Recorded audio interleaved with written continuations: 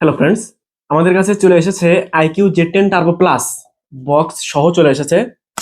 আপনি যদি 2026 সালে এসে এই ফোনটা কিনতে চান তাহলে আজকের এই ফুল ভিডিওটি কন্টিনিউ করেন। আজকে আমরা দেখব একটা পাওয়ারফুল চায়না ভার্সন। এই ফোনে আছে একদম latest diamond city processor, super AMOLED display, বড় ব্যাটারি এবং ফাস্ট চার্জ, আর গেমিং পারফরমেন্স একদম আগুন।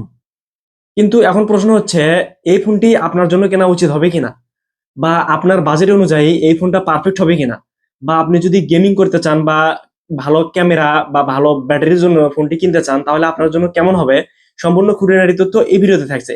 তাই ফুল ভিডিওটি কন্টিনিউ করেন। আজকের ভিডিওতে আপনাদের A to Z প্রশ্নের উত্তর আমি দিয়ে দেবো।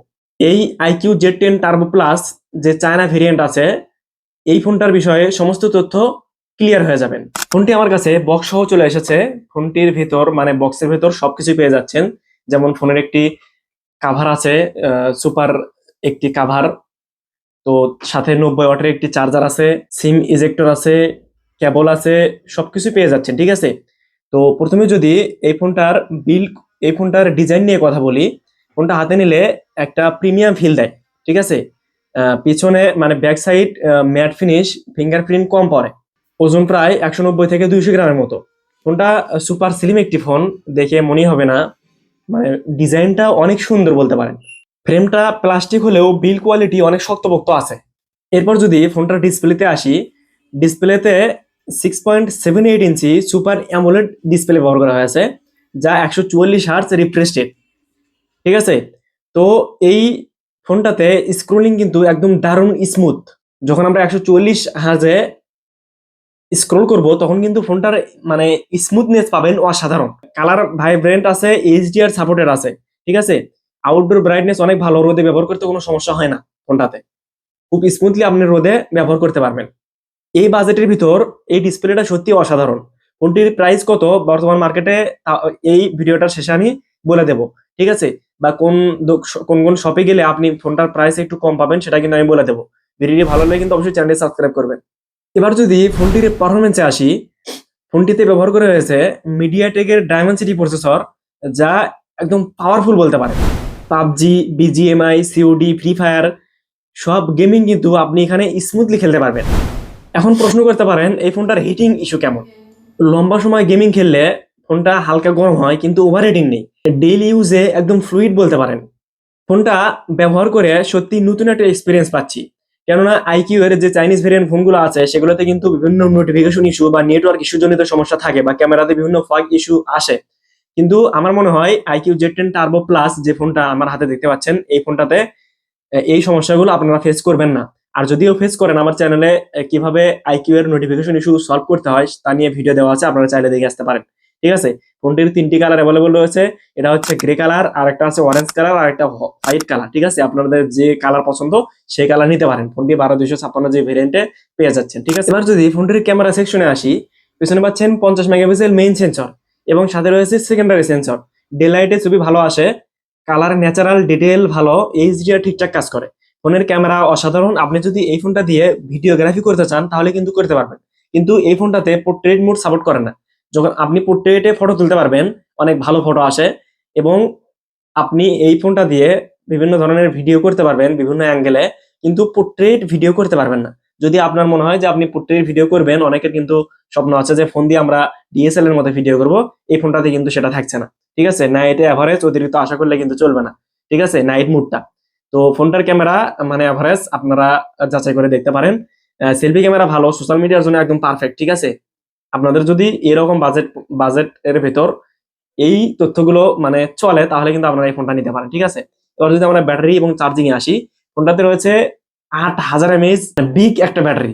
ঠিক আছে, আপনি যদি একবার চার্জ করেন তাহলে কিন্তু আপনি অনায়াসে 1.5 থেকে 2 দিন পর্যন্ত ব্যাকআপ পাবেন। যদি ফুল টাইম স্ক্রিন অন রাখেন, হেভি গেমিং ব্রাউজিং করেন, তাহলে কিন্তু আপনি অনায়াসে একদিন ব্যাকআপ পাবেন। ঠিক আছে, 8000 mAh ব্যাটারি, সর্বোচ্চ ব্যাটারি।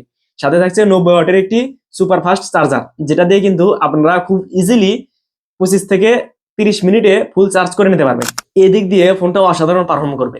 এবার যদি আমরা একটা প্রশ্নে আসি, চায়না ভেরিয়েন্ট ফোনগুলো বাংলাদেশে কি মানে সমস্যা করবে, তো এই প্রশ্নের উত্তরে আমি বলবো না।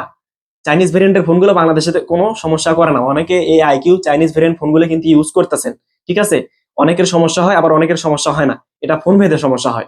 এটা খুব গুরুত্বপূর্ণ একটা অংশ। গুগল প্লে স্টোর ইনস্টল করা যায়, বাংলা ভাষা কিন্তু সাপোর্ট করে, ঠিক আছে। সেক্ষেত্রে কিছু চাইনিজ অ্যাপ থেকে থাকে সেগুলো কিন্তু ডিলিট করা যায়, সেক্ষেত্রে কোনো সমস্যা হয় না। আর নেটওয়ার্ক ইস্যু বা ক্যামেরার ফগ ইস্যু এগুলো সমাধান করা যায়। এই ফোনটা 12 256 জিবি। আপনার বাজেট যদি 35 থেকে 40 হাজারের আশেপাশে হয় তাহলে কিন্তু আপনি এই ফোনটা নিতে পারেন, ঠিক আছে। তো এই ফোনটার প্রাইস একটু বেশি, বাংলাদেশের যে কোনো শপই আপনারা কিন্তু 35 থেকে 40 হাজার টাকা, মানে অ্যারাউন্ড 35 থেকে 40 হাজারের ভিতর আপনারা 12 256 জিবির এই IQ Z10 টার্বো প্লাস এই ফোনটা আপনারা দেখতে পারেন, ঠিক আছে। এই ফোনটার কিন্তু মানে বিগ ডিসপ্লে থাকছে, সাথে বিগ ব্যাটারি থাকছে, সাথে সবকিছুই অসাধারণ, ঠিক আছে। তো এর হচ্ছে আহ, একটা সমস্যা, সেটা হচ্ছে 3.5 মিলিমিটার হেডফোন জ্যাকটা কিন্তু এর সাথে নেই। আপনারা চাইলে বিভিন্ন ব্লুটুথ স্পিকার এগুলো ইউজ করতে পারেন, ঠিক আছে। লাউড সাউন্ড, লাউড, একদম ক্লিয়ার। এখন প্রশ্ন হচ্ছে এই ফোনটা কার জন্য? যারা গেমিং করবে, বা যারা বাজেটে পাওয়ারফুল ফোন চায়, বা যারা AMOLED plus fast charging phone চায়, তাদের জন্য কিন্তু এই ফোনটা একদম পারফেক্ট ডিল, ঠিক আছে। যারা অফিসিয়ালি বাংলাদেশে ওয়ারেন্টি চায়, বা যারা একদম ঝামেলামুক্ত অভিজ্ঞতা চায়, তাদের জন্য কিন্তু এই ফোনটা না, তারা অন্য কিছু দেখতে পারে।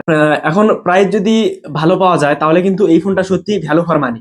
ফোনটা একদম স্লিম, সুপার ফিনিশিং দেওয়া, দেখে মনে হবে মানে একদম অস্থির লেভেলের। আপনি চাইলে এই ফোনটা ইউজ করে দেখতে পারেন, ঠিক আছে। তো বন্ধুরা, আপনাদের কাছে এই IQ Z10 টার্বো প্লাস কেমন লাগলো অবশ্যই কমেন্টে জানাবেন। আর আপনি কি ফোন চালান সেটাও কমেন্টে জানাবেন। আর আপনি যদি নতুন হয়ে থাকেন, একটা ফোন কিনতে যাচ্ছেন, কি ফোন কিনবেন সেটাও কিন্তু কমেন্টে জানাবেন, ঠিক আছে। তো এই ছিল এই ফোনের স্পেসিফিকেশন। ফোনটাতে ইন্টারনাল স্টোরেজ কিন্তু সাপোর্ট করে না, আপনারা সেটা অনেকেই জানেন। ডুয়াল সিম সাপোর্ট করে ফোনটি, 5G, ঠিক আছে। তো এই ফোনটা আপনারা বাংলাদেশের যে কোনো মার্কেটে পেয়ে যাচ্ছেন। যাই হোক, আজকের এই ভিডিওটা আপনাদের কেমন লাগলো অবশ্যই কমেন্টে জানাবেন, ঠিক আছে। ভিডিওটা ভালো লাগলে অবশ্যই চ্যানেলটি সাবস্ক্রাইব করে দিবেন। এই ছিল আজকের ভিডিওটি যদি আপনাদের একটু উপকার আসে, বা যারা নতুন ফোন ইউজার, যারা নতুন ফোন কিনতে চান, তাদের জন্য এই ভিডিওটা আশা করি অনেক ইম্পর্টেন্ট। তারা যদি ভিডিওটি থেকে উপকৃত হন তাহলে অবশ্যই চ্যানেলটি সাবস্ক্রাইব করতে ভুলবেন না, মাস্ট ওয়াচ। তো যাই হোক, ভালো থাকবেন সবাই, দেখা হয় পরবর্তীতে নতুন কোনো ফোনের রিয়েল ট্রুথ রিভিউ নিয়ে, ঠিক আছে। হাজির হব পরবর্তীতে নতুন কোনো ভিডিও নিয়ে। ভালো থাকবেন সবাই, ধন্যবাদ সবাইকে, আল্লাহ হাফেজ।